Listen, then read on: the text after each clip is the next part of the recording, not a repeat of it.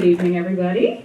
Thank you so much for being here this evening. I'm going to initially apologize to the folks that were here this morning who already heard this speech. I'm going to try to change it up a little bit, but you'll probably hear the same thing again. Anyway, so I'm here to talk about White Cane Safety Awareness Day, and it's actually tomorrow. It is an annual event held on October 15th, like I said, and I'll give you a little history first about the white cane. And my lovely assistant, Vanna White, to my left, has the three canes that she'll open up for me in just a moment. So, the white canes. It started off in 1921 in England, actually. So, over 100 years that we've had the white cane. It then moved to France. 2 white canes were actually developed there and given out to blind people. And then in 1930, a gentleman from the Lions Club in Peoria, Illinois, saw a low vision or blind person crossing the street with a black cane, and motorists were unable to see that cane. So he came up with the radical idea to paint it white so it would be more visible for the motorists. So thus became the white cane. In 1964, Lyndon B. Johnson passed the law giving blind and low vision individuals the right of way when crossing the street with their white cane, guide dog, or a mobility device.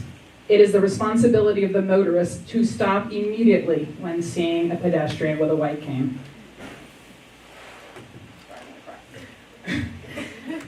Sorry, I'm very emotional today. So that's the history of the white cane. Now let's talk about why it's important in our community. So Jacksonville, the wonderful city that most of us live in, is in the top 10 of cities in the United States of pedestrian motorist fatalities. It's a true tragedy that almost every day on the news I hear someone's been killed by a car.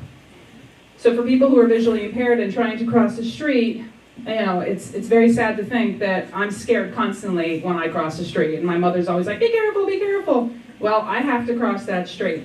So Mayor Donna Deegan, whoop whoop, we love Donna.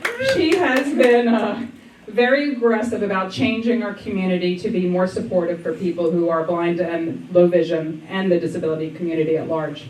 She's working on improving sidewalks to make sure they're more accessible, adding more street lights, and producing public service announcements so that, again, motorists are fully aware of what a white cane is and that a blind person is walking across the street with that device.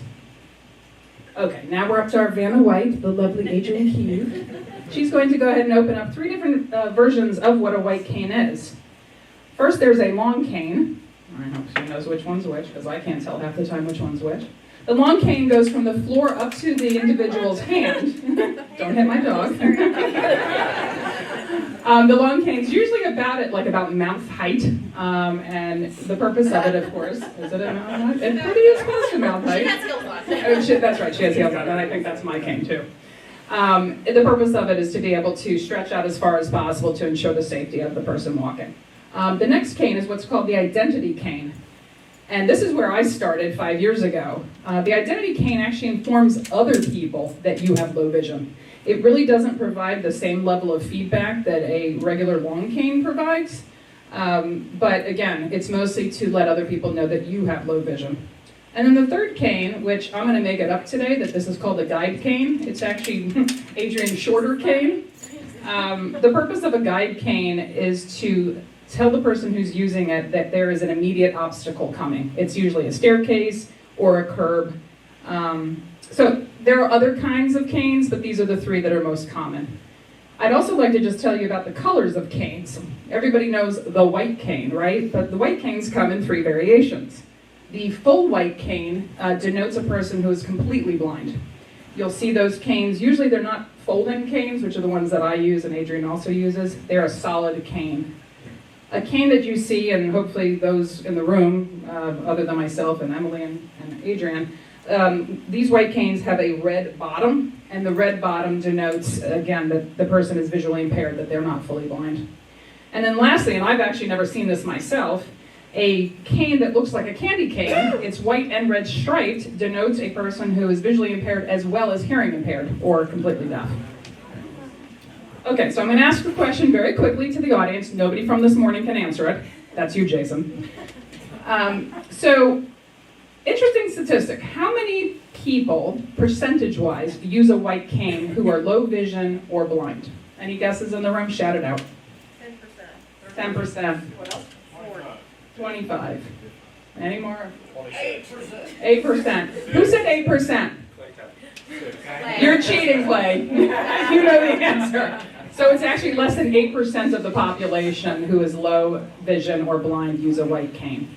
And the reason why, at least from my perspective, is people don't use a white cane because of embarrassment or shame. It was certainly the reason why I wouldn't use one. When I was first given a cane in 2018, I said, no, thank you, and I ran away from it. And the woman who handed it to me forced me to take it home with me. Similar to Emily's story, I didn't feel too good about it. But after tripping, after running into things, after having some problems personally, I said, you know what, let me get over that issue and let me go ahead and start using it. I've been a very proud user for 5 years now. Last year, I'm overjoyed that I also made the leap, and very painful leap, to accept my blindness and get a guide dog. It was the best decision I ever made in my entire life. Luna is everything and more. I've had her for about 14 months now. We're an incredible team together, but I will tell you that there are times when Luna cannot guide me, so I am still fully reliant on my cane and a sighted guide as well. So please, please, please, if you see a white cane user, please, if you're driving, stop immediately.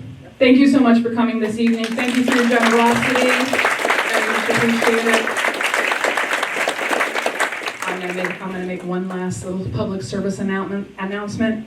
Please join me in thanking my beautiful mother for joining us this evening. It is her birthday tonight. Mom, I love you.